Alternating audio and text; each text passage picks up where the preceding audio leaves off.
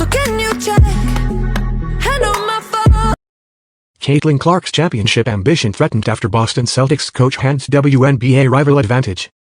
When you take your first head coaching job, you seek all the advice you can get. That is what new Golden State Valkyries coach Natalie Esquire did, as a report by WNBA writer Natalie Esquire revealed. She's elicited the advice of an NBA championship-winning coach. When you take your first head coaching job, you seek all the advice you can get. That is what new Golden State Valkyries coach Natalie Esquire did, as a report by WNBA writer Natalie Esquire revealed. She's elicited the advice of an NBA championship-winning coach. Golden State Valkyries are the WNBA's latest expansion team and will make their long-anticipated debut in the league this season. Picking a head coach is always a difficult job, but for the Valkyries there was a clear front-runner in Esquire. Esquire joins Golden State with 16 years of professional coaching experience. The past 3 seasons she was an assistant coach with the 2022 and 2023 WNBA champion Las Vegas Aces, where she also served as their top scout for college and international athletes. Before her stint in Las Vegas, she spent 10 seasons with the NBA's Louisiana Clippers. Esquire stood out as a candidate, according to general manager Olamon Ayanen, because of her extremely driven and inquisitive nature, her work ethic and role as a unifier. As the WNBA season opener gets closer, Esquire had a desire to learn from coaches, and Boston Celtics coach Joe Mazzulla stood out to her. Mazzulla like Esquire are both relatively young. The Celtics coach became the youngest head coach in the NBA to win a championship since Bill Russell did so in 1968 at age 34, although for Esquire, seeking the advice of Mazzulla was born out of the desire to learn from coaches who win quick. My biggest thing was, how can I pick the brains of head coaches that win quickly? Esquire told SB Nation in an exclusive interview. Mazzulla won the NBA championship in his second season with the Boston Celtics, after making the Eastern Conference Finals the year before. Once Esquire got into contact with Mazzulla, he was happy to help her and was incredibly generous, she told SB. He was like, "What do you want to know? What questions do you have for me?" Esquire recalled. "I'm like, are you for real? Like, aren't you in season?"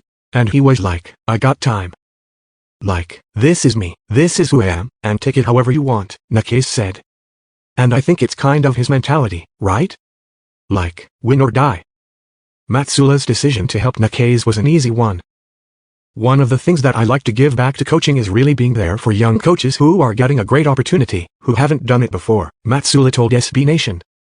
"Just trying to give the perspective of what comes with that, the good and the bad." Esquire has made no secret she wants to win at Golden State and win quickly, just like Mazzulla did.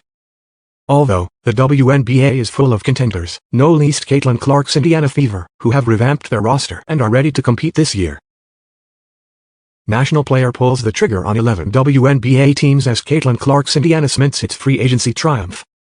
When Tamika Catching's legendary career came to a close, the Indiana Fever lingered among the shadows for a long time. But then came a certain Caitlin Clark. A championship pedigree, she'd call it in her introductory press. "I think people couldn't be more excited about where this organization is going with the people on this roster and the potential." And well, they did not disappoint, snapping their 8-year playoff drought. And if the 2024 free agency was any indicator, they aren't planning to, either. Just ask the Minnesota Lynx veteran.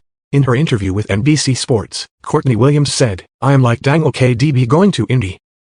Natasha Howard going to Indy, like Indy bout to be stacked, like Indy bout to be looking good." The big three of the Fever, Caitlin Clark, Aaliyah Boston, and Kelsey Mitchell had an all-star outing last campaign.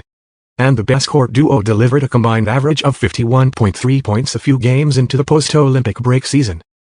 But the real need? Championship-winning experience. New head coach Stephanie White was clear about the priorities entering the off-season, and evidently, they ensured to pick the right pieces. Duana Bonner comes as a 2-time champion and with a fire to add one more. Natasha Howard, on the other hand, brings the finals experience from 2 different teams. How's that for a presence to fill a veteran void on a young team? Of course, the franchise had to move around some important pieces, including Kitty Lou Samuelson. But with a cap space of $112,000, a couple of roster spots, and a team balancing young talent and experience, they are right up in the championship contender list. National reporter slams Nike's $16 million campaign for dumb Caitlin Clark move. "I'm not gonna lie, but Indy bout to be a little scary. Like, we ain't scared, but they gon' be a little scary for other people," she added. Rightly, the star guard has no reason to fear just yet. After all, the Lynx are bringing back the same starting lineup that took them to the finals last year. The continuity in their roster is a big advantage for them. Moreover, they made a notable addition in Marim Badian, who returned home with a silver medal at the Paris Olympics, playing for French national team. The Lynx are stacked, but so is Indiana. Could we see a new top 2 this year? Head coach remains optimistic about the new team surrounding Caitlin Clark. The Fever, to their credit, have done a phenomenal job in the free agency and trade market in the off-season. Not only did they get Drew Bonner and Natasha Howard in, they also got Sydney Colson and Sophie Cunningham. The addition of Bonner and Howard will solve their defensive issues in the wing and post, and the addition of Sydney Colson and Sophie Cunningham will give them the guard depth they need.